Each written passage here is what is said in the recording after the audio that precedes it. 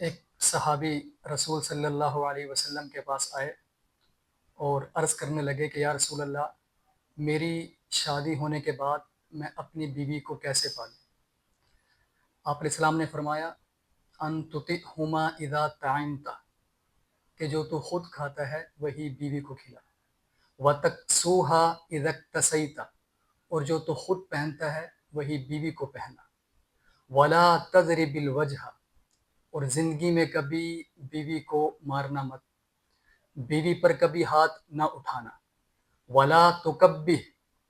اور چار لوگوں کے سامنے بیوی کو کبھی برا بلا مت کہنا، بچوں کے سامنے بیوی کو کبھی ڈانٹنا مت، اور اگر آپس میں کبھی ان بن ہو جائے نا تو